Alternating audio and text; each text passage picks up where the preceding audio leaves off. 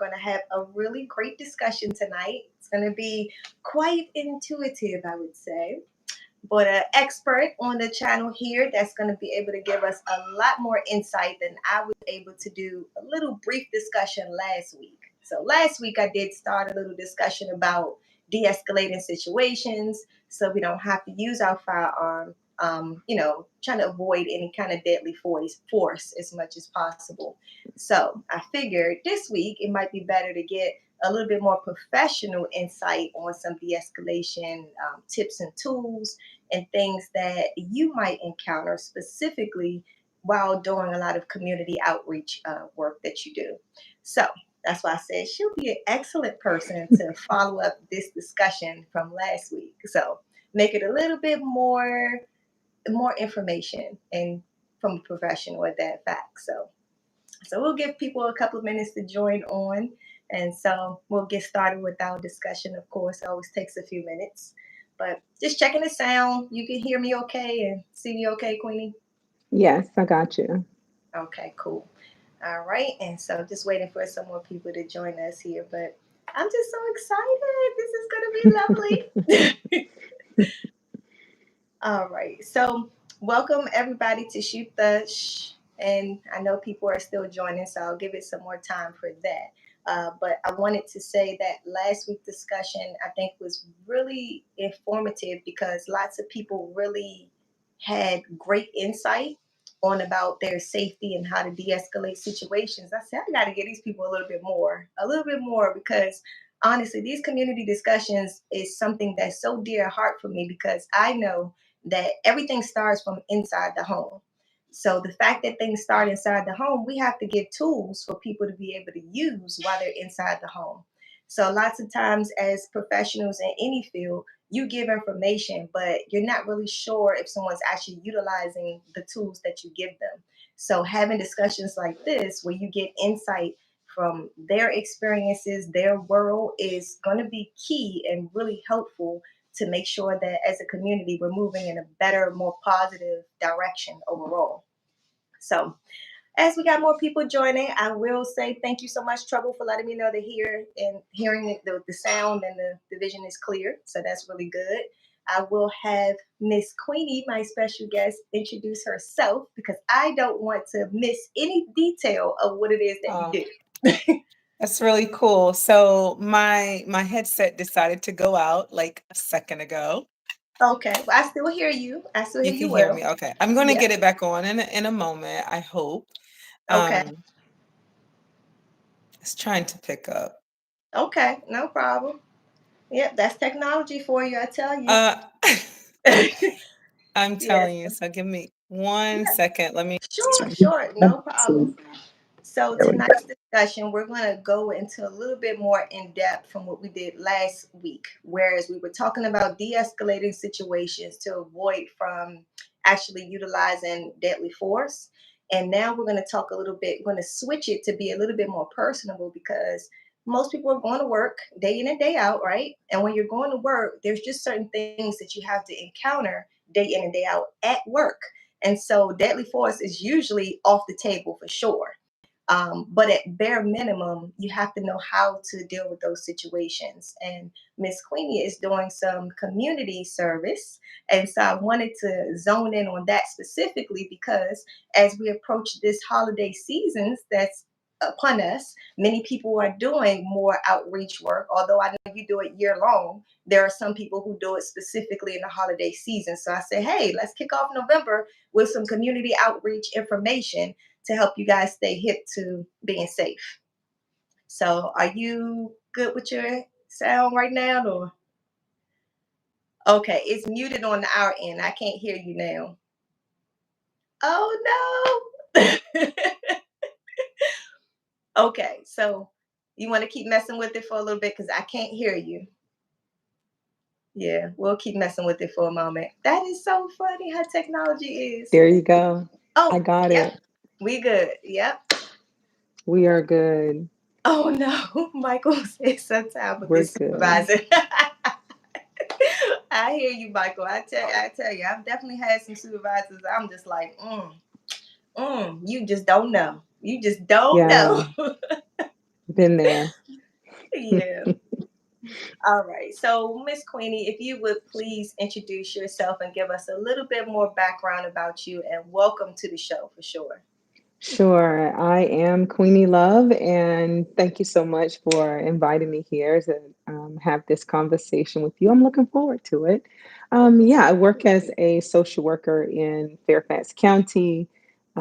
Started off as a case manager, been working in the field. My background is sociology and behavioral science, so that was what well, I was just very interested in that, right? Very interested. I started out as a hairstylist, right? So started out as a hairstylist.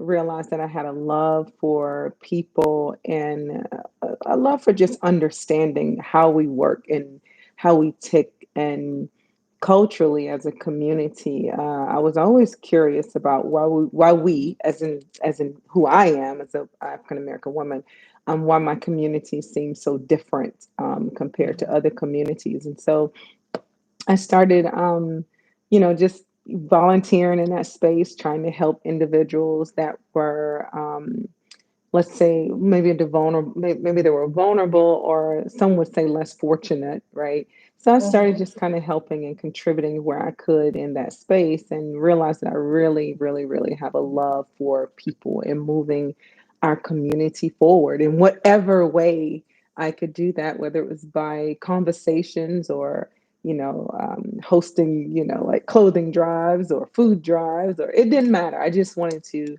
um, make the communities that I was either living in or living around. I wanted to see if I could make them better. So that's what I've done. And now I work for, like I said, Fairfax County. I work with Adult Protective Services.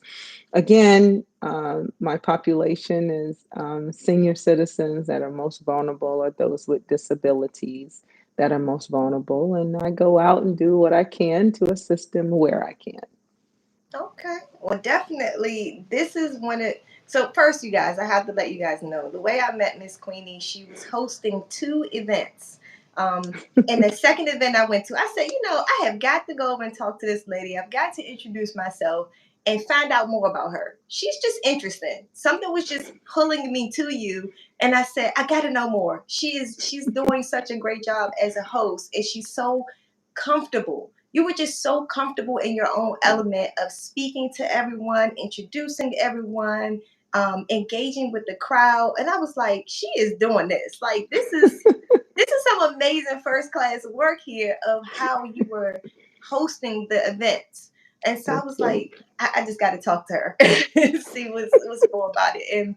And I'm even more intrigued of the work that you do, because as I was expressing to you a moment ago, I actually started out my career path in thinking I wanted to be a nurse, and I had Yeah. to do clinicals in psychology. And I was like, no, this ain't it. This is not it for me. I mean, I literally couldn't even pass the actual class. You Oh, guys, my heart was crushed. That was like the first class I've ever felt in my life, and I was just so done.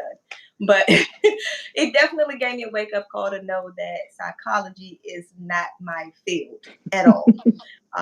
But as I've gotten older, I've gotten a little bit better at, yeah. being able to hone in on people's emotions and things like that, especially being a mom. I think being a mom really Hmm. helped support me in being a little more, I get these words mixed up. I don't know if it's empathetic or sympathetic, or in some cases, one or the other.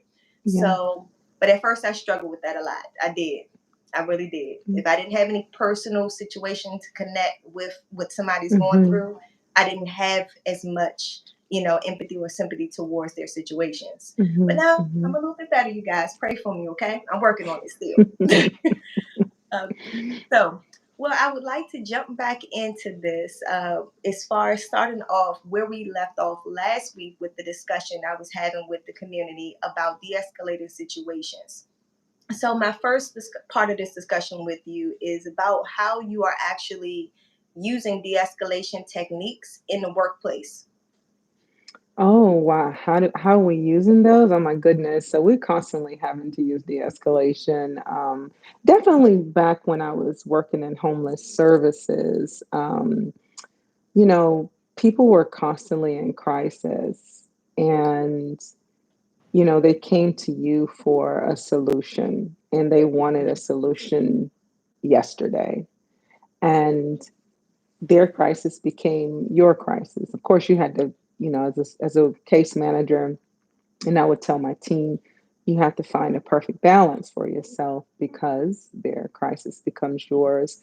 And that can, that can be, it can just flare up, and it can, before you know it, it can get totally out of control, right? So Mhm. these individuals will rush into an office or they'll see you in the community. They know that you have, the resources or the answers or the connections or something. And so they'll immediately jump straight in, and Mhm. expect you to have a remedy. And if you don't, that conversation could go from 1 to 100 in a matter of seconds. Not just that, but you're dealing with individuals that have mental health issues oftentimes, and so that's another thing that you're having to combat. So one of the tools I taught to my staff and also my own self having to practice was just simply active listening and understanding that they oftentimes people want to be heard without judgment, right? And you have Mhm. to in a matter of seconds you got to try to figure out how you can build trust. You got to tap into all of the mediation and negotiation skills that you've learned in this particular field of work, and then we also look at individuals through a trauma informed lens. And so when you're looking at individuals through a trauma informed lens, you do have to, as you said earlier, empathy. You have to lead with empathy, Mhm. excuse me. And you want to make sure people see that and know that it's non-judgmental. I understand that you have this issue going on, and truly asking people, how can I help? Can Yeah. can typically de-escalate the issue because people are running around feeling like they're not being heard. Um, no, nobody likes that. And here in the DMV, which is where I am, we're stressed anyway. We're stressed Yeah. from the moment our feet hit the floor because many of us know we have to go out and get in traffic. Now, who wants to get in traffic, fight, fight, fight, fight, fight, just to get to a destination to hear no, No. to hear I No. can't help you, to hear not today, to hear we're closed. You know what I mean? Like you just don't want that. Mhm.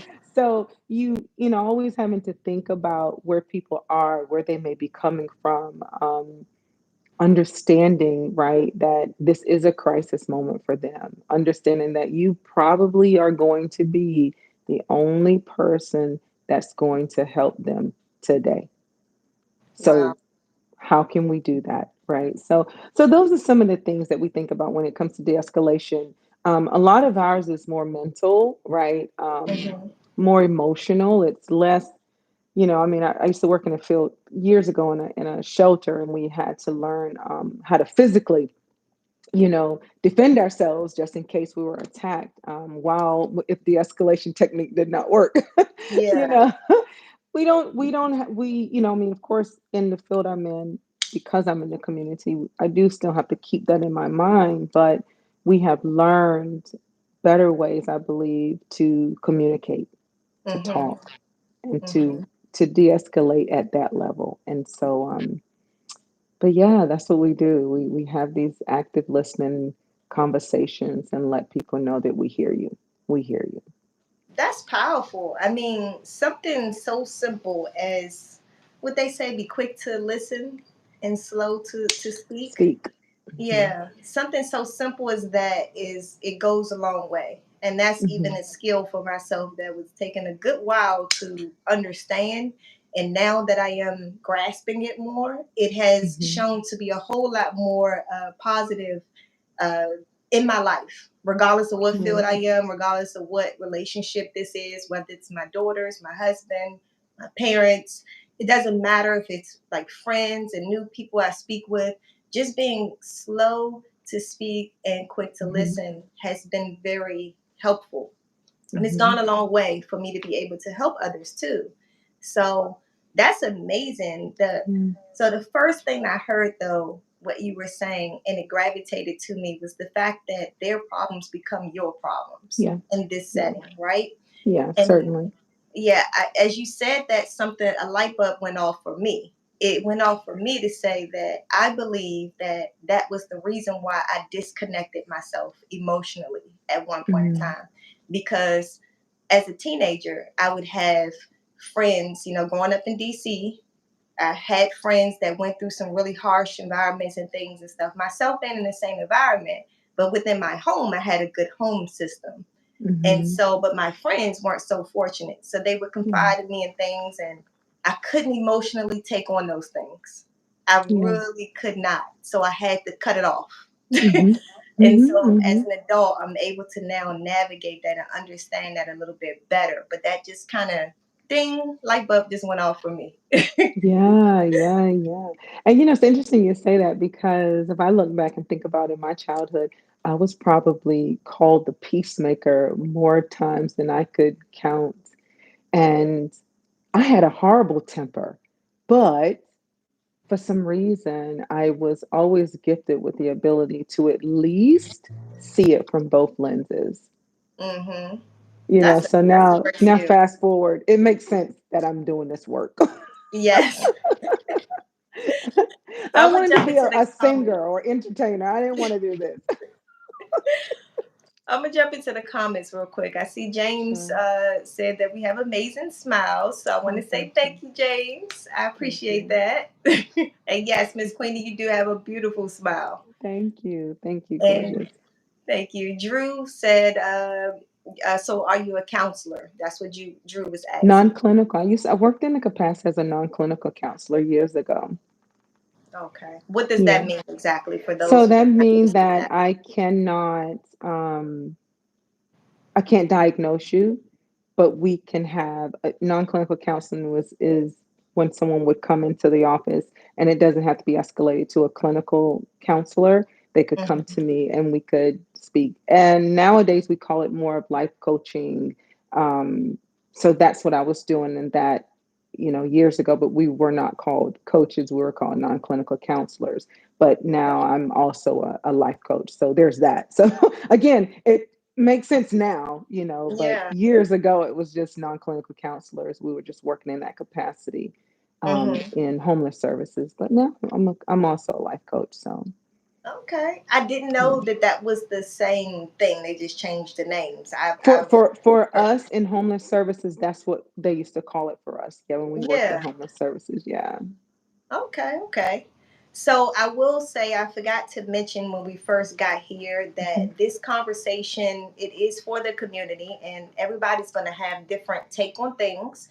And Hmm. so just for the community rules, so you guys know, people will say things that we may or may not agree with, but we will be respectful of others. So as long as you're being respectful, then I don't have a problem with you guys posting your comments and things, but maintain respect, please. So I'm starting to see some comments about, people's religion and spiritual beliefs.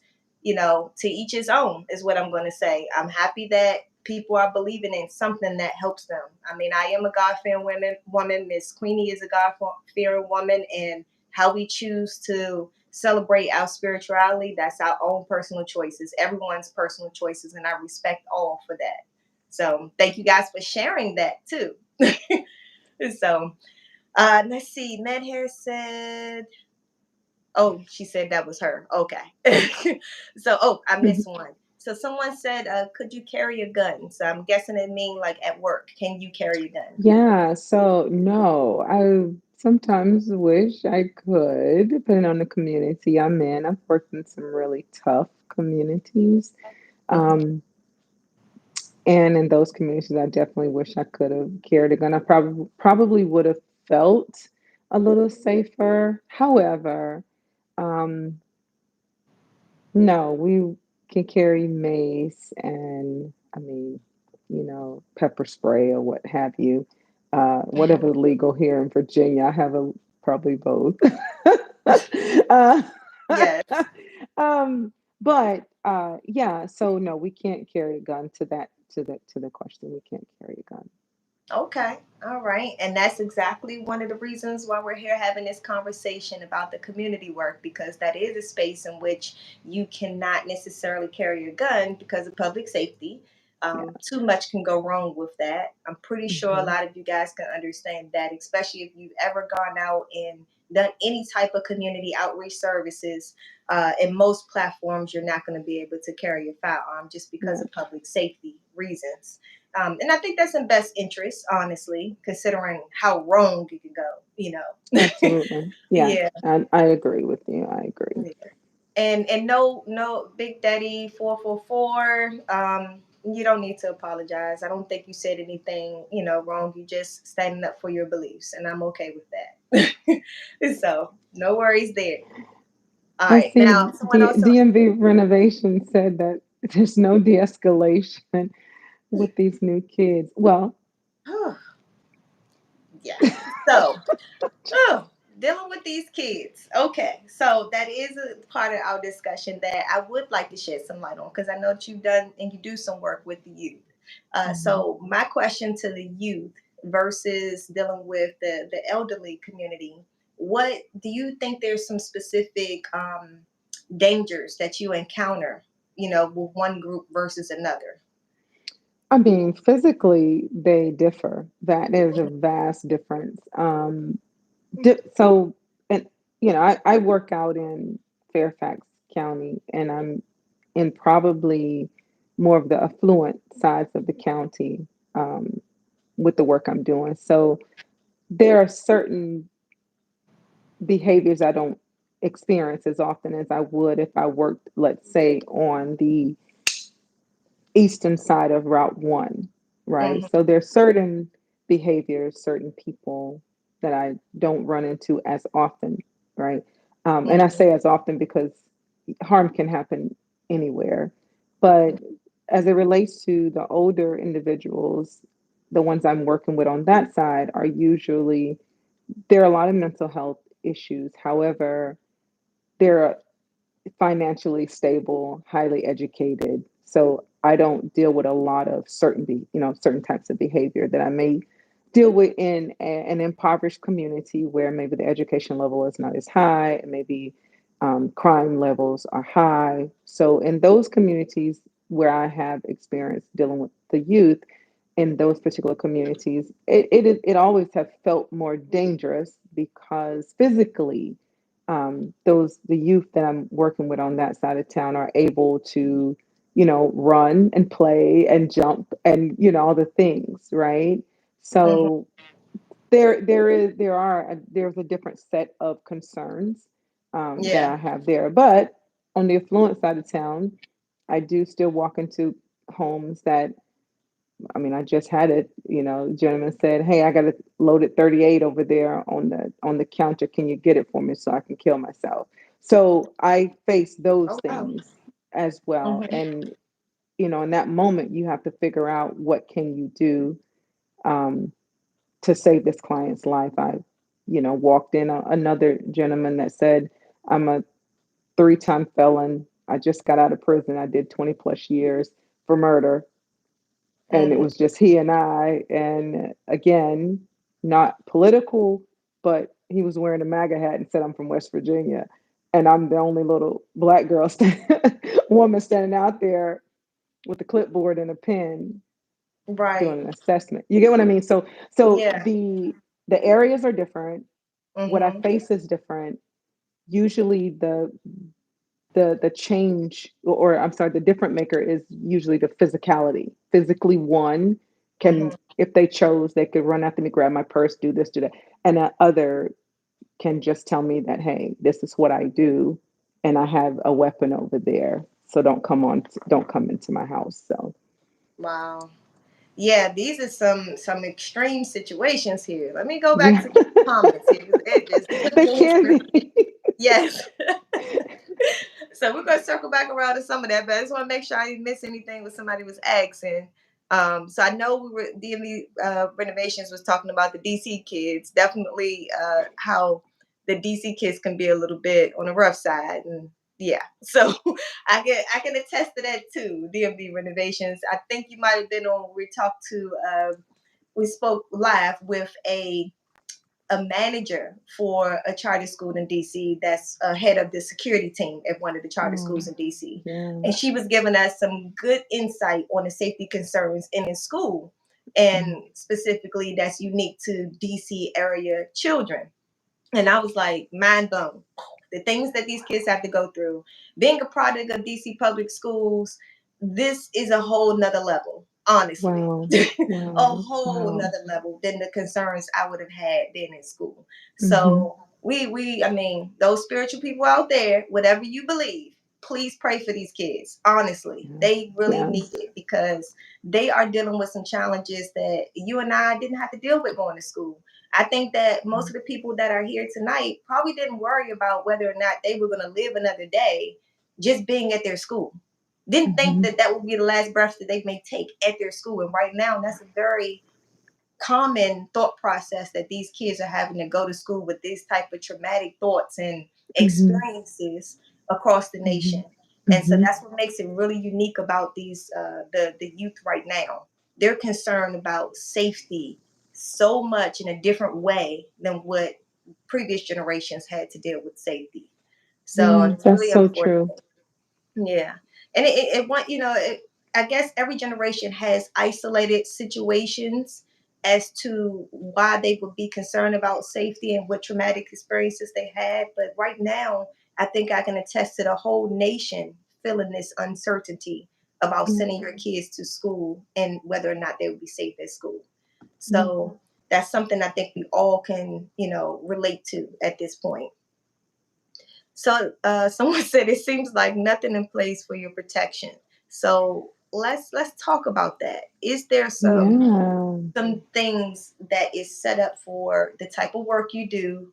What type of protection is set up there for you? Yeah, no, it's very interesting that you say that. I have been having that conversation for quite some time. For those of you, if you've never, you know, I don't know, ever even talked about APS, just look up Adult Protective Services and you'll see we are very vulnerable because we are in the community and we are making unannounced visits to homes where there's been an allegation, whether it be neglect, self neglect, or any type of exploitation, financial and otherwise, sexual exploitation, you name it. So we Mm-hmm. walk into homes that are hoarded. We walk into homes that may have an abuser there with an elderly family member or an individual that they're supposed to be taken care of. We walk into homes again where there's mental health crisis constantly around the clock. And these, as a social worker in this field, we go into every community. So Right. when you're speaking of DC, we go into, I mean, I obviously don't work in DC, but there are APS workers that are on the ground that are going into those homes, checking on the elderly. They're going out into the woods, checking on the elderly that are homeless, and someone called in a report. Yes, we do not have a lot of protections. I'm talking about that currently, but this is not just our area. This is a federal, issue. This is a nationwide challenge that but this is any case manager or case worker that has to go out into the community. We are in harm's way at all times. It's frontline. Yeah. And from the moment we get in our car to drive to that location and walk up that, driveway or, up the block or up the sidewalk, Mm-hmm. up the stairs in the projects, wherever, we are definitely at risk of Yeah. something happening. So yes, I think about that often. There's not a lot of protections for us, and so I think that's one of the reasons why we build. And listen, I get it. My mental strength may not ward off someone that wants to cause me harm, but we Mm-hmm. really do have to hone in on those skills and learn how to talk to people and have a very keen sense of awareness. Like intuition speaks a lot whenever you're out in these communities. And if you ever, and this is a good thing, if you ever do feel unsafe, you can leave. You do not have to stay. The issue is getting out, getting out of the situation if you find yourself in trouble. But I think that we go in to these environments. I know personally I do. in such a hyper vigilant type of way. Like you're driving in or walking in, you do a lot of assessing. We do a lot of communicating back and forth with police officers and other investigators. And so EMS, so there are times that these other individuals are on the on the ground with us. However, we do a lot of planning. From the moment we drive up, we're already figuring out where's the best place to park. Who do I need to call? Who letting people know where we are, what the address is, who what the report says, what the history. So there's a lot of things that we have to do to Mm-hmm. just keep in mind whenever we're going to go see one person. Um, our younger and newer social workers or caseworkers that work in this field don't always know that. And Right. so a lot of them are young and a little naive to human behavior. And so I'm seasoned old head. so, so I kind of go in, assessing people already, right? Just kind Right. of seeing how they are. And so, but it is a risk. I never want to downplay this like it's not. It's a risk. And so every Friday when I get off work, I'm thankful that I made it through. You know what I mean? And I'm just like, Mhm. what a week, right? Yes. Because each week you run into something different. And I'm thankful again because I don't work in the type of communities that I know some of my counterparts do work in. And Mhm. they definitely, I wish they could carry something more than just a clipboard and a pen. Right. Well, the So good thing is we learn on this channel that anything and everything is a weapon. So I love doesn't it. matter if you got a pen or a clipboard; those things are weapons too. A nice chop at the throat with the clipboard. Hmm? A nice I stab love with the it. pen if needed. Yeah. Yes. So Yeah. anything is a weapon when needed. So that's the good thing about it. So at least you have Mm. something that you can use and Yeah. readily in your hand that you can Yeah. use right away. So that's helpful. I mean, we Hmm. definitely want to thinking about this from a safety perspective. It's probably best to keep the distance, keep the you know, Absolutely. a distance away. Hmm. But if it ever got to a point where it's close range, at least you already have something readily in your hand Hmm. that you can use Hmm. as a weapon. Hmm. So that's Yeah. good to know that you have that. And I'm We do. happy to learn that you do have some sort of, system set up for your protection, Hmm. that you're having to let others know where you are. And there's a plan about where you're parking and where you're entering and, Hmm. letting people know the situation ahead of time, the type of person, whatever is on record for that person, if there's some Hmm. specific concerns. So that's really good to know that those things are already on record because getting help to you would be faster having a Absolutely. system already set up. So Hmm. that's good. Now, I did have a person in the comment did ask, as a Black woman, do you feel respected in your profession? I yeah, I do. Um, I don't know if they're asking like in the community or in general, right? But I think for the probably more on the social work side, the specific yeah, social work. so Yeah. again, for the most part, yes. I just want to be clear though, like in certain communities, I've experienced a bit of disrespect, right? Hmm. So I can, if I'm speaking from where I stand right now, yes, I do. And most of the time, when I go out as an investigator, once I tell them what I'm there for, I don't have that much trouble unless there's mental illness that's presenting. Then I may have to work a little bit harder, right? Hmm. But once they find out what I'm there for, there many people are usually receptive and respectful. That's Um, good. so I appreciate that because again, I've worked in other communities and I'm not experienced that. I've had something totally different. And you Hmm. have to adjust, right? You just have to adjust and you have to, I think you have to be culturally competent to Yeah. understand the cultures that you're Mm. in. So, you know, That's important to know too. That is definitely something as a community we need to explore cultural differences. yeah. Cultural differences brings up a rise of a whole bunch of different problems that one would have encountering any given situation in any field.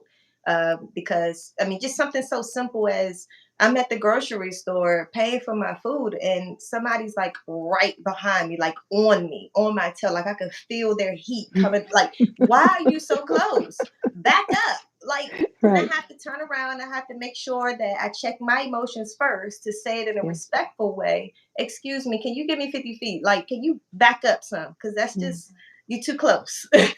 you know, and so, but thinking about that culturally, and their culture is probably socially acceptable to be that Mhm. close. Yes. Just too much. But Yes. little things like that is a learning Yes. curve and having that exposure.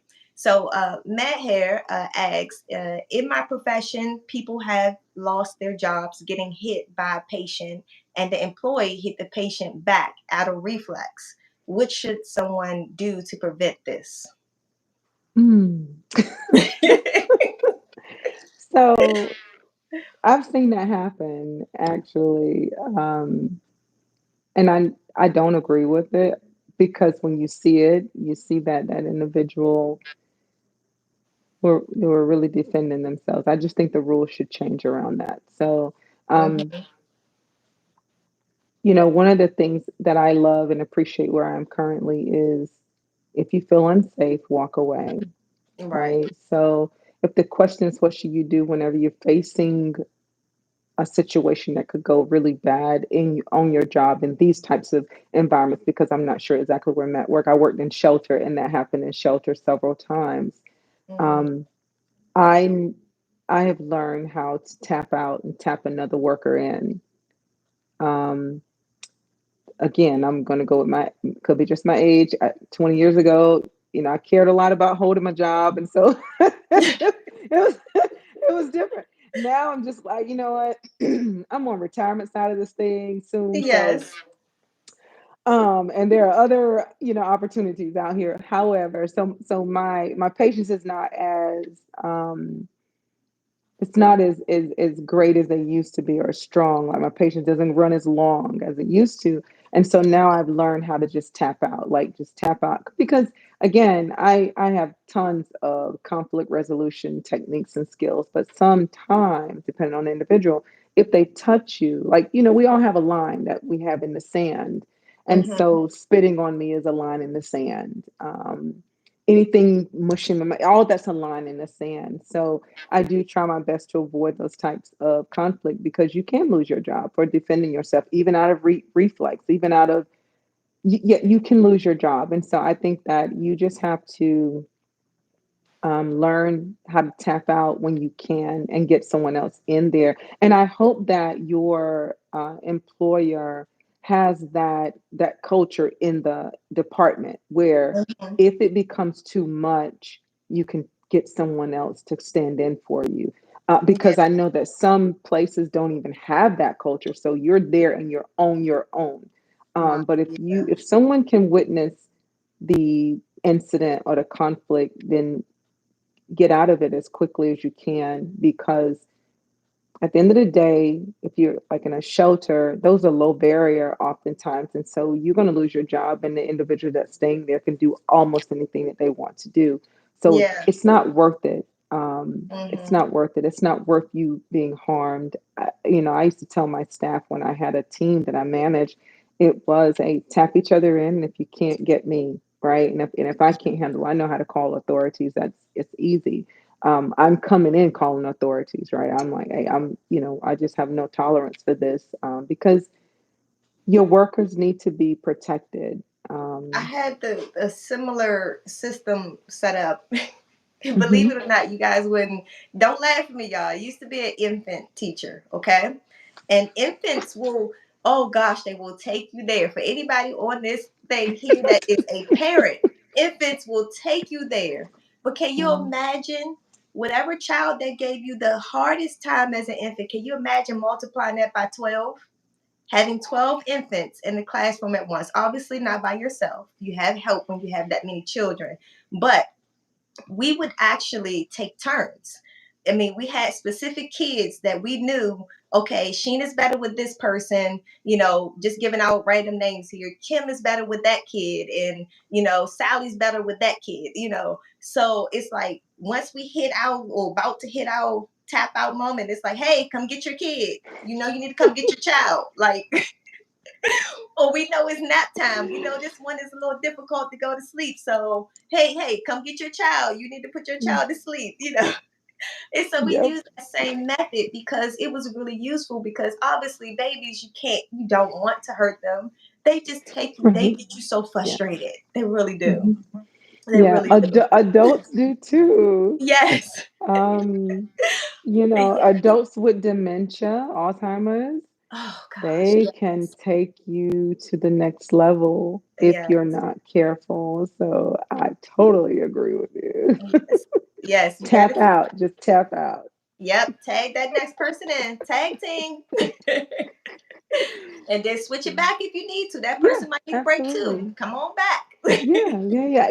I look at it, it's like when you're given CPR, that's what you're told to do. You give CPR Yes. and you tap out, you get the next person to give, and you do that as long as you can try to resuscitate this person. So you got to tap someone in.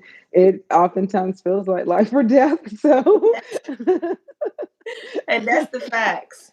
So jumping back onto these messages here, I know I'm a little bit below. I'm a little bit late here, but I do see Brazil is here. Welcome, welcome. Thank you for joining. That's really cool. And Right. someone else said, "Hola from Tijuana, Maha, California, Mexico." Thank you, Hola. thank you, thank you for joining us today. I really appreciate that. Okay, now Big Daddy talking about some Bernie Mac stuff. He fight kids. I ain't mad at that. I hear you. But a professional setting, unfortunately, we can't do that. We can fight our own kids, but we can't fight other It's people's kids. So we can have a mental fight with some of them oh though. yeah. Oh yeah. Yeah, I've had some stare downs with some of those Oh infants yeah, in my class, yeah, man. Like yeah. up and down with the eyes, giving the mommy Not the eyes. infants. They get right real quick. Anybody else out there got a mama that just look at you and she just like whip you in shape just like that? She give you a look Mm, and you know exactly what that look mean, and you just do whatever she say, regardless of what age. mm. Age ain't even there. That's not even. It don't Yeah, matter what age. that's how my grandmother was. That's how she was. And Yes, she I would definitely look had or one of those point moments. the finger, and I'm like, "Ooh, we are going to get it when we get home." Yep, yep. It's just certain telltale signs. You Yeah. know. And now I am, mimicking my mom with my kids. So I've continued on that custom of the eyes.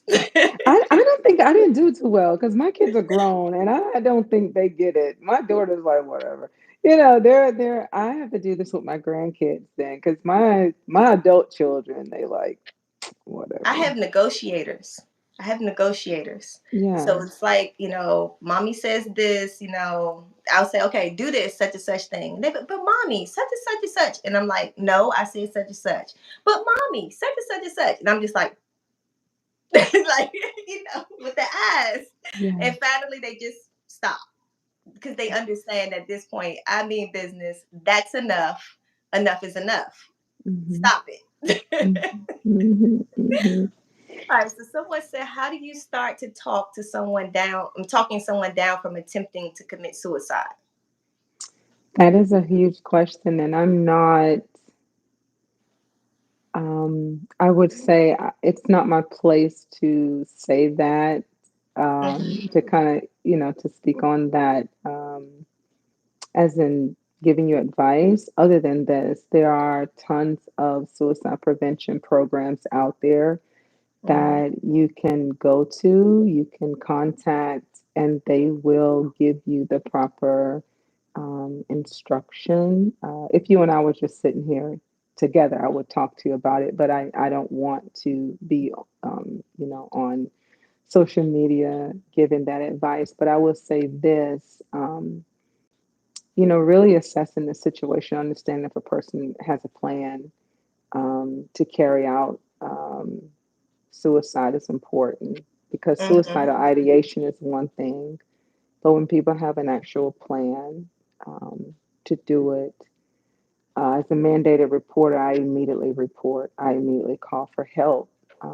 And I'm not sure of your uh, profession, but I would say that this information is available to all of us.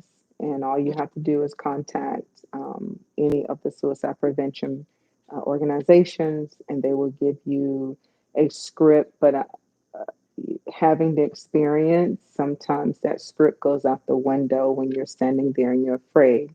But as a Right. professional, whenever I faced it, I go to script because I try not to allow my emotion to take over, Hmm. especially when I'm out in the community.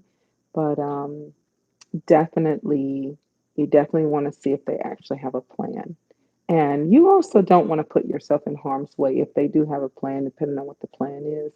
But you want to call for help immediately, immediately, immediately. I So, still think that that was still great advice. Although I know you were okay. being very careful not to, you gave us a couple of nuggets, okay? And Yeah, I do have to highlight those two nuggets that I sure. got from that. One, you said check your own self. Yeah. So honestly, I already, explained to you guys that I've had some issues with, I guess, connecting emotionally, feeling the empathy or sympathy from Hmm. others, and in specifically in suicide attempts, specifically for myself. I know I'm not the person that people need to talk to about that. So one, I'm going to find somebody else to help you because that's just Hmm. not, I don't think I'm equipped for that, you know? And so, but checking my own emotions to say, I know that about myself and I know how I feel about these type of situations. So I'm going to get you someone to help with that. That's Hmm. one. If you, as a person, individual, if you were addressed by this, anybody out there who's listening, I would say take heed to the other nugget that Miss Queenie gave us was to find out, do they have a plan, Yeah. and make sure that you're safe in case that plan involves something that may put you potentially in danger.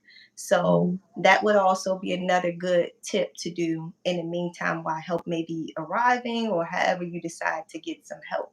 So I think that's two things we can definitely take from that.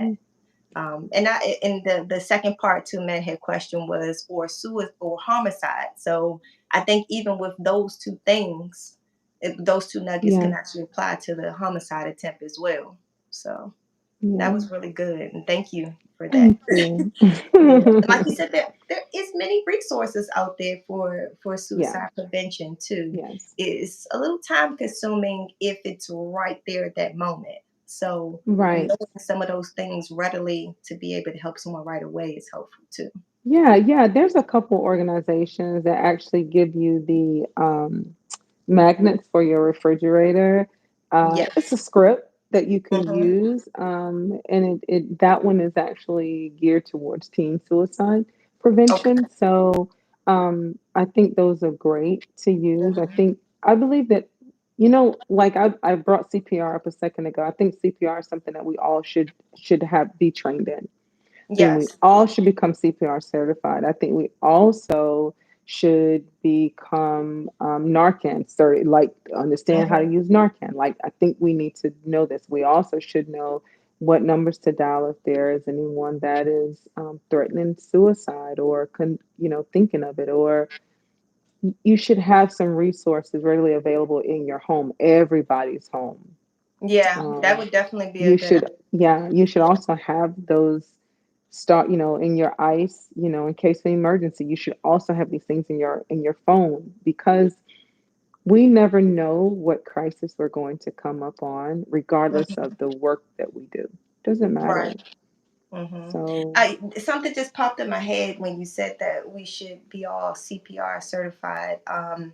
And I just thought about something. A lot of my viewers are 2A supporters, and you know, being firearm owners, the thought process of actually having to use deadly force and then yeah, attempt to actually save a do life. CPR on that same person, that might pose a legal issue.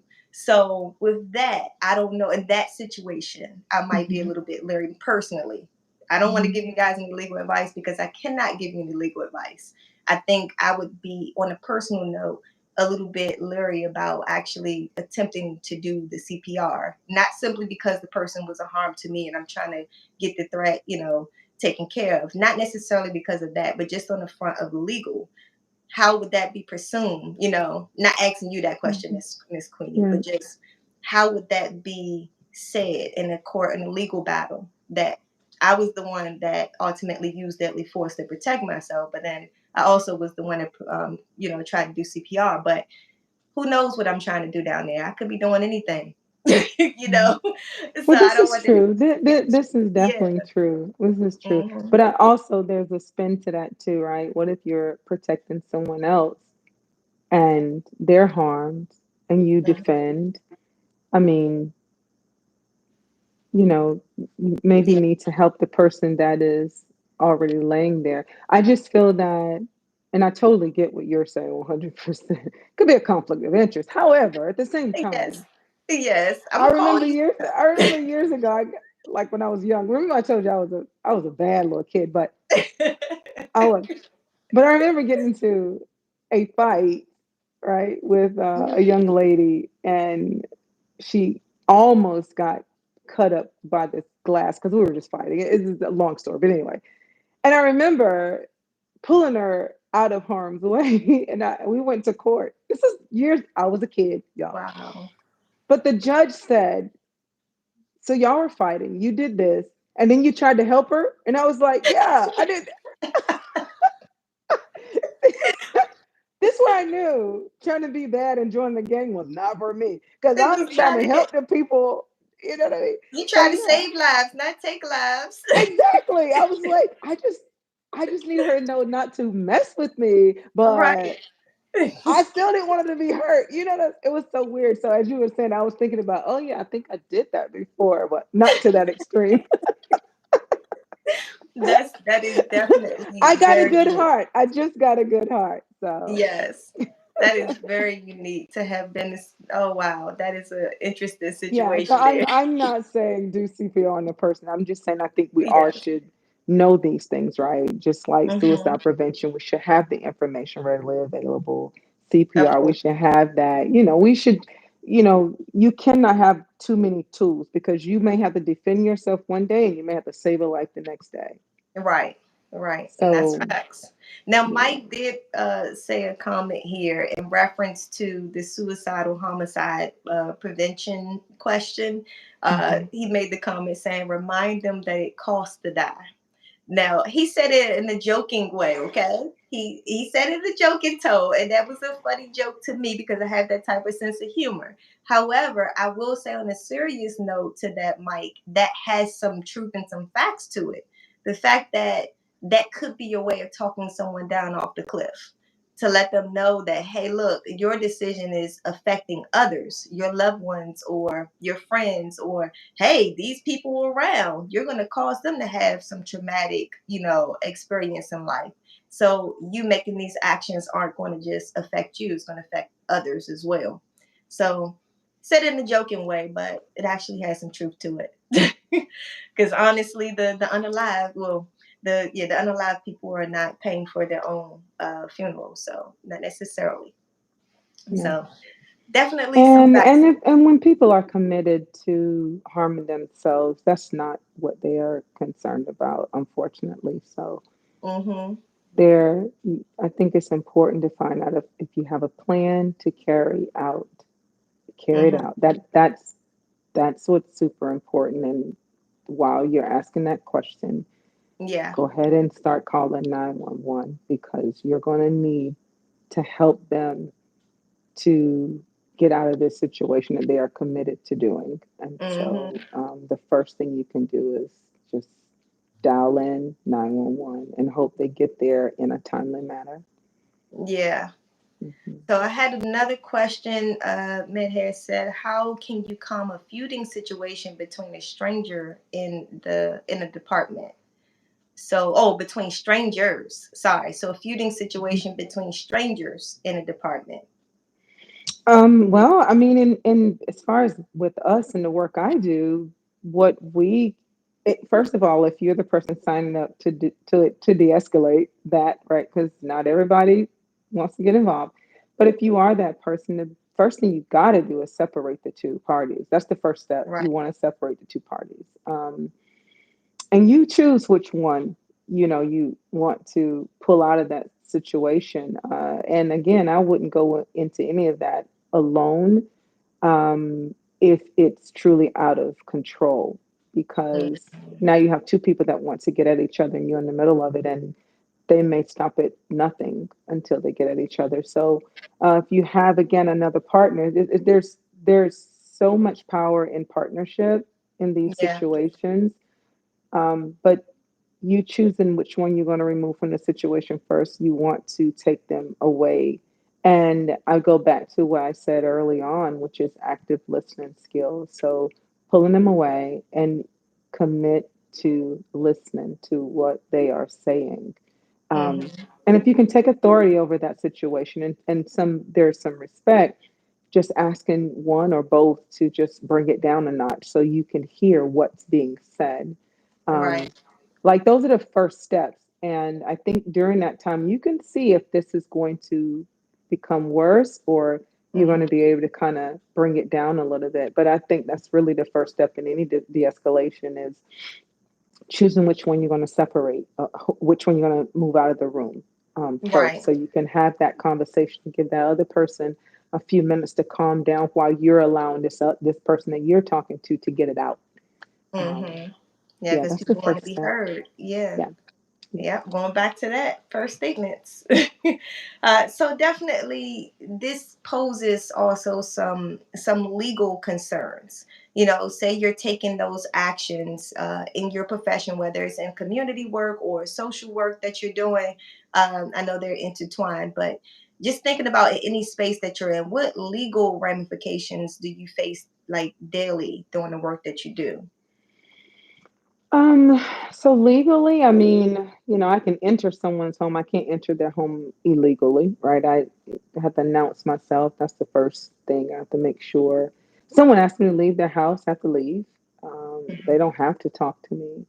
Um, if someone refuses to allow me to see a client, um, but the client is my client. If someone there refuses, I have the authority to call the police, and then the police can escort me back, and then we get a chance to see the client because I'm an investigator, so I have to be able to investigate the situation. Mm-hmm. Um, so, as long as I don't try to take it upon myself to be like, no, no, I'm coming in no matter what. I told clients, well, I mean, you can call your lawyer. I can't talk to your lawyer because I'm an investigator, so I don't talk to your lawyer. Instead, I get the county lawyer to talk to your lawyer. Yeah. But if you're refusing to allow me to see my client, then just give me about 10 minutes. I'll be right back. Excuse me. And then I just go off and I call one of the local sheriff and let them know APS um, worker, and I'm here to see this client. This is the allegation. And this particular individual is in the home refusing to allow me to see the client. And I feel that this client could be at risk of harm. And so they will bring the police out and have a conversation. And I'm able to see the client. So I've not had any other main issues Mm-hmm. on the ground than that. And I'm thankful to be able to call the police when I need to, or EMS. Because they work with us, and so as soon as I call them as a worker, they're like, "We'll be there a few minutes." So Yeah. it works out. Okay. Well, first I want to say shouts out to Enough Cries. Hey, girl. Oh, hey, Maritza. Thank you for joining. But what I want to get back on a serious note for a second here, you were talking about the certain boundaries that you face and, being allowed into someone's home or not being allowed. And as a Mhm, firearm owner, we have boundaries as well. When we're mhm, carrying our firearm, to say on private property that if someone voices, and this is state by state basis how the law differs, okay? So you guys mhm, make sure you are mindful of this. So some states are saying that it needs to be posted that someone does not carry a firearm into that private property. Some mhm. some states are saying that it can be verbally said that a person cannot carry a firearm into that private property. So just thinking about those boundaries, it made me think about that. Yeah. So each state being different on that. Is there? I have a follow up question about legal though. I know you are based in Virginia and you work in the DMV area, so you may be familiar. Is there some different rules that are different from Maryland, Virginia, and DC that you can think of? I am not sure. I don't know of any APS workers that are in Maryland, and my DC counterparts. We just kind of compare cases, and their Okay. cases tend to they tend to outdo my cases.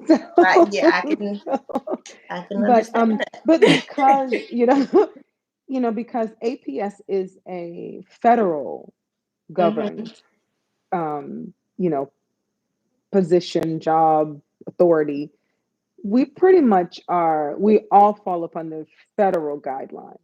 Yes. So, which is good. I mean, the way we may do things may be a little bit different, but at the Hmm. bare bones of it, we are all federally mandated under the same laws, Right. created in DC. So, I Okay. don't know how different it would be. I think just again, cultural Yeah. community. So how that's probably what's going to be a little bit different, and maybe how we execute due to those communities. So, Okay. Okay. And as far as one of the other questions, how do you handle a court ordered situation? So I think that popped up in reference to. I think you were expressing. I'm trying to remember exactly what that was in reference to, but the well, boundaries. So well, court I ordered think situations. this came up when we were talking about maybe the cases and when I go out and if I get police involved or not. I think that Yes. might have had something to do with that. Yeah. So, because we're federally mandated, you can always look at that as court ordered anyway. Right? Hmm. Every investigation that comes to my desk that is a valid, every report that comes to my desk that's valid becomes an investigation, and it's I have to investigate it under the guidelines of the federal government. So you can always look at that as if it's court ordered, right? The Hmm. next step is going to be, oh yeah, yeah. So yeah, if they refuse, that's fine. They can refuse me. I simply just go to the police. They likely will not refuse the police, and then the other thing I can do is get the police involved to do a welfare check. Got And it. when you do a welfare check, you must provide entrance. So you must provide proof that that person is alive, or the police can go in Hmm. without. You don't need anything, right? So and then that's when I work hand in hand with the police. So I'm right there with them while they're doing their thing, and I need to see that person. And Hmm. if I can't see that person, then someone has to answer to that. Yeah. Okay. Well, to what Enough Cries was saying about you being a very powerful person, I think that power is what I gravitated to. I expressed when we first opened, I was drawn to speak to Thank you. you. So definitely, I think I felt that and matched It's up. interesting because I'm talking about my job, really, like Hmm. my work, which is probably the last thing I normally talk about. Yes, but So, this so this I'm honored expertise. to. That's what I'm saying. I'm honored to be here because probably this work is probably, and I'm talking my professional work. This is probably the last thing I ever talk about. Hmm. I bet, because you're dealing with it day in and day Yeah, out. It's yeah. exhausting. It's draining. I bet. And But I mean, honestly, I would imagine someone that does your work to be completely exhausted and drained and don't have any energy to care for themselves, on the outward because they're so exhausted. But you wear a smile anytime I've seen you. You yeah, look joyous and you look yeah. amazing. Thank I'm you. like, this woman is like that. The fact that you can do this work and still have the energy and drive towards helping the community. And Yeah. so, thinking about the community, though, I know that you're working into the community. You have different events and things that you're doing. I know there's something upcoming. If you can give us some information about that, and we can get some more insight and get some help out there for you. Yeah. So thank you for that opportunity. Yes, I am hosting my third annual Period Project event here in Woodbridge, Virginia, and I'm hosting it December the 7th at Babylon Woodbridge. It's a local bar here that's always been very supportive of any community led or community service and activist or advocacy events, and I absolutely love them. So shout out to Babylon Woodbridge. A lot of people don't know that; they think it's just a hookah bar, and I'm like, nope. The managers and the owners are always standing by and willing to stand by to help individuals like myself and many others. They're willing to help push, our efforts forward to create change in our community. So I'm utilizing um, their location on December the 7th from 2 to 5, where I'll have, uh, you know, some others in the community. I've invited everybody out, Real Sisters, Real Friends, the Hope Project, and many others. Under Hers is coming out to support, and several other organizations were all coming together to just collect feminine hygiene products for women and girls that are in need. I believe that we live in a time where period poverty should not exist, but it does, due to lack of resources to be able to purchase the expensive products. Also, girls are having cycles far younger than they were before, and they're having not just regular cycles, they're having very heavy cycles due to the environment and hormones and how our bodies have changed. And women my age are having debilitating cycles that are exhausting and are changing, interrupting our everyday life. And so women need to have access to feminine hygiene products Mhm. and everything that goes with that. And so we are collecting items from Tylenol to Advil to pads of all sorts and tampons and cups and all the things. And we need to normalize these conversations even with men and boys so that they know that this is not going anywhere. This is what women, girls go through, and we need to be able to have access to that. And it's extremely expensive, and um, we don't get a break on it. There are no discounts on it, and so and we have to. Sometimes women have a cycle for almost 40 years of their life, and that's a lot of money. That's a lot of time. That's a lot of days off work. That's a lot of, it's just a lot for some women, and it's more for some girls.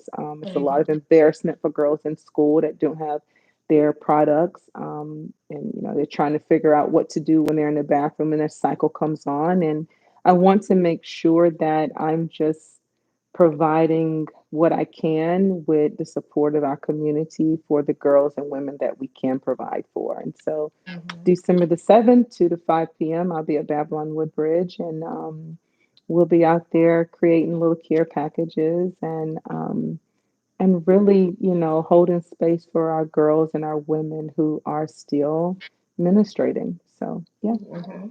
That's a really great thing to do and a really important.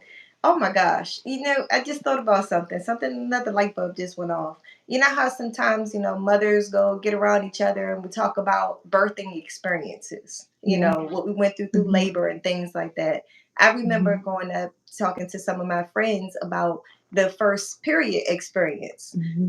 because everybody experiences things differently, different timings, you have people throwing around what age they were. And like you said, there Yeah. are a lot of young ladies coming on a lot sooner than Yeah. before. And so Hmm. I can definitely see how that's a major problem. And Yeah. I can't even imagine the girls that have grown up in a home and their parents didn't educate them. Their school may not have Absolutely. educated them well on what's going to happen with their body Hmm. because Hmm. maybe they were just at that younger age Yeah. and someone didn't get around to having that conversation. And so they had Hmm. this surprise and they had no idea what was going on. I can't Yeah. even imagine the headspace that person would be in. Yeah. Yeah. Wow. Yeah. You're so right. Like those conversations, I think we have some conversations, and I think some parents probably do better than others, right? But Hmm. I think we also don't have the conversation about what do you do if dot dot dot, Hmm. right?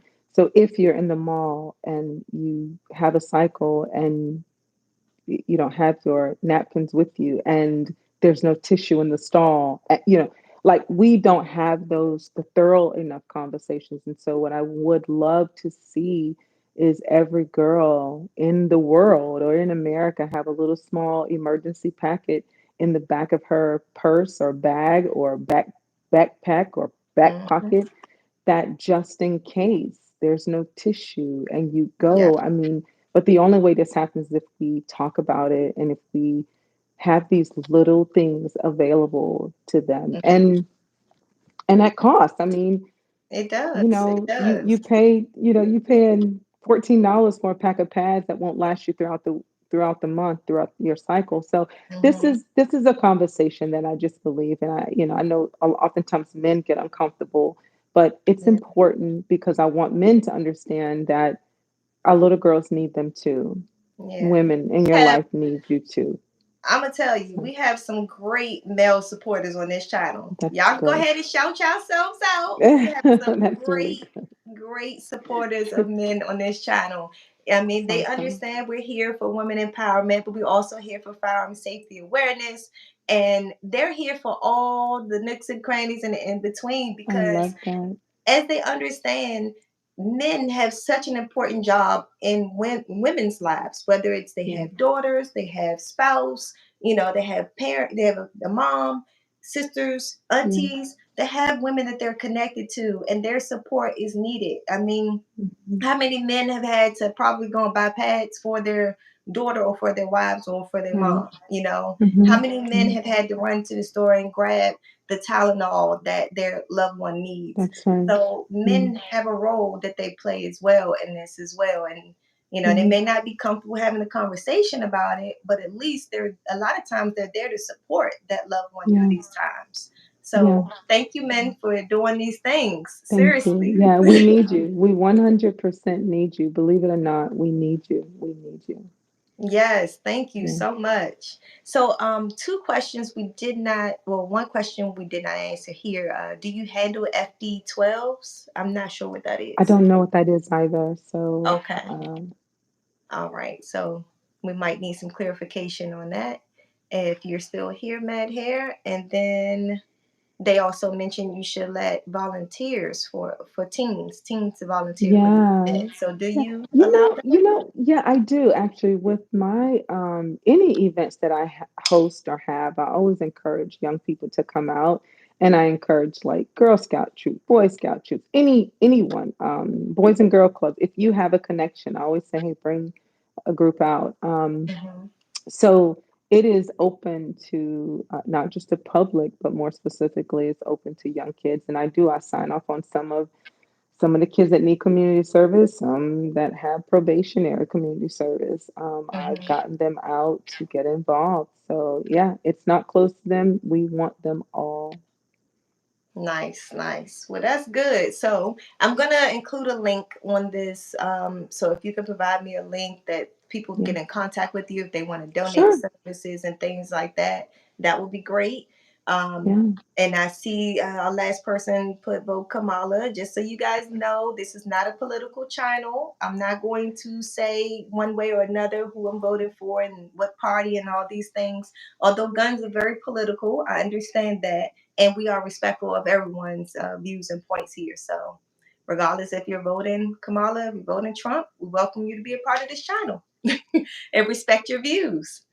So I will say again, thank you so much for joining us today. I mean, this was an amazing conversation. You really gave me quite a bit of, nuggets here to take with me. I'm going to keep in the forefront of my brain that if I'm experiencing someone with suicide, uh, to first think about my safety, and then yeah, also thinking about do they have a plan while I get some help. yes, I did yes, get that and receive that today, and that's going to go a long way for me.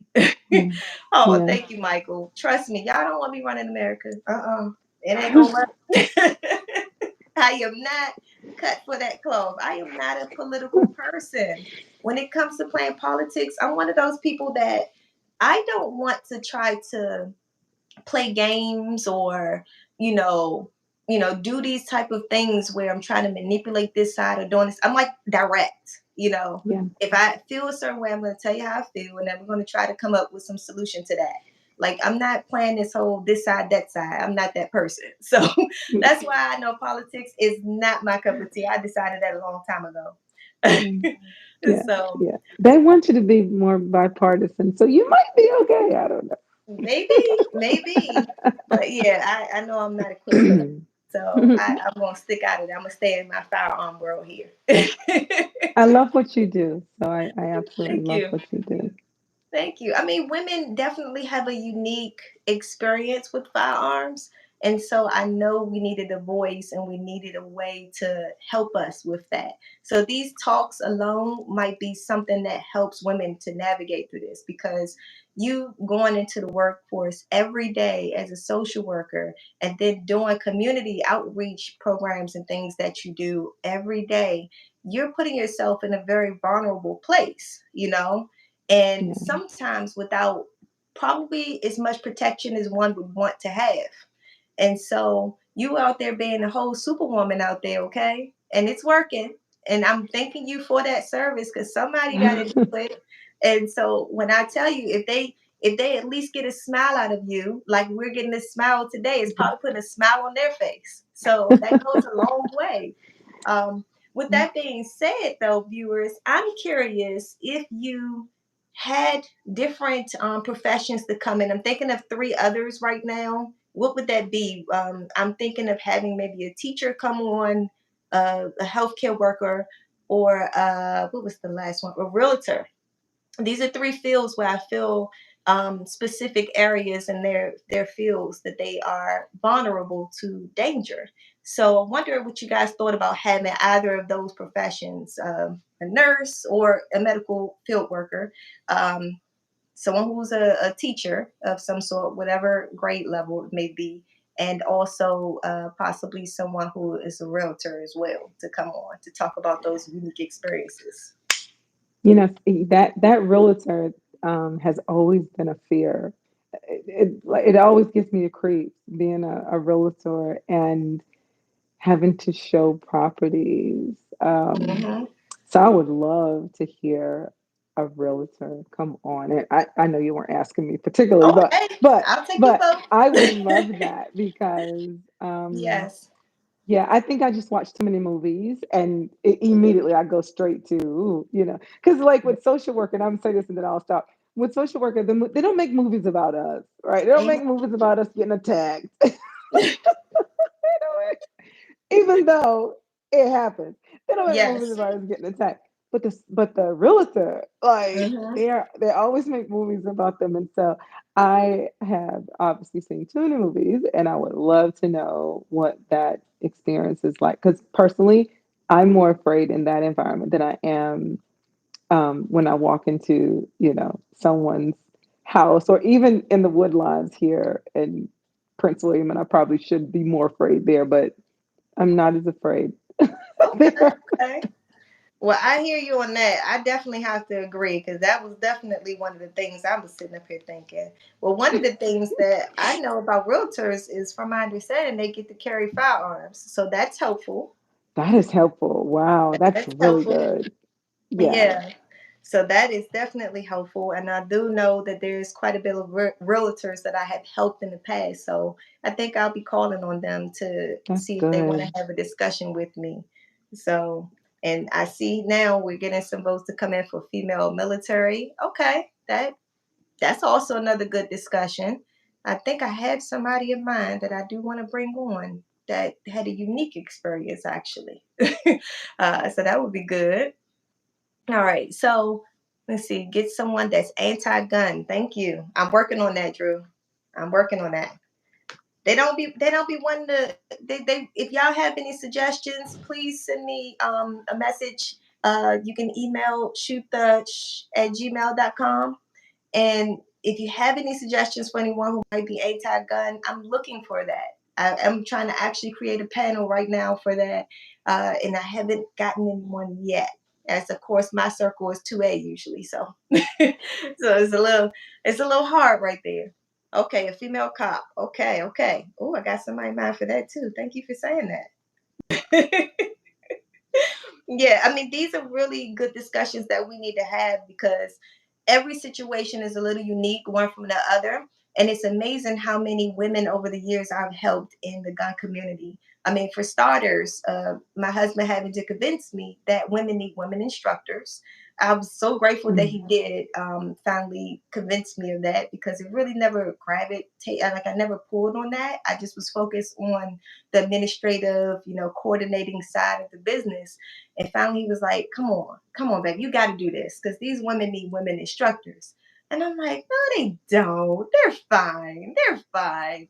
And I get to talk to the ladies when they're signing up, and I'm like, oh yeah, they do. He's right. mm. He's right. Yeah. And after meeting them is so much more of a need for me to understand their unique experiences in the world and why they need firearms and how Mhm. I can help them feel a little bit more safe, because that's a Mhm. basic need. Everyone Yeah. needs to feel safe, and with Yeah. women sometimes it's a very unique situation and needs special care. So yeah. Absolutely. Oh, having someone who's a dancer, having a stripper, that's a really good. Oh wow, that's a good Yeah, that's discussion. really good. Yeah, that's powerful. I definitely have some conversations to create for you guys. Well, thank you guys for all joining us Thank tonight. you. And thank you, Miss Queenie. You have been really awesome. Absolutely. Thank you. I'm glad we got to talk about something you don't get to talk about too often with Yes. others. Yeah. I definitely don't, but thank you. Thank You're you. welcome. And I'm glad that you're doing this. What is it called, your event? The The period, period project. the Yes, the period period project? project. Yeah. I don't know if you can see Yes, it, but please. yeah. There you Yep, go. put that on up there. There Oh, you QR go. code too, you guys. If you could scan it, that would be great. But yeah, Yeah, it's the one of those period things. project. Yep. I'm so excited about that. So I'm checking Me my too. calendar Thank now to you. see if I can be there to help with that. But yeah, I Awesome. Yes, definitely. December 7th. I hope you can. Okay. All right. Well, y'all have a good night. We look forward to seeing you again next week. Have another great discussion coming up. Surprises, right? I can't tell you what it is yet. Shh, you'll see. Just come on back. 8 o'clock Friday next week, okay? Same time, same place, okay? Thank you. All right. See you again soon. Bye. Bye, y'all. Thank y'all for joining. Oh, we'll say, I think that would be a good one. Okay. All right. What's the website? Good question. I don't know the website, but if you shoot me an email, at gmail.com, shoot me an email and I will get that information to you. All right. Well, y'all have a good night. Thank y'all so much for joining. Y'all been awesome. I love my community. Y'all are just really great out there. And if you haven't already, thumbs up this video and subscribe, please do so. I look forward to seeing you guys next week. And I also have more videos coming out for you guys' enjoyment for, fun and laughter about firearms. And I also have some more cool interviews coming up so you can learn a little bit more insight on some of these game changing women out there. Thank y'all for the support. Y'all have a good night.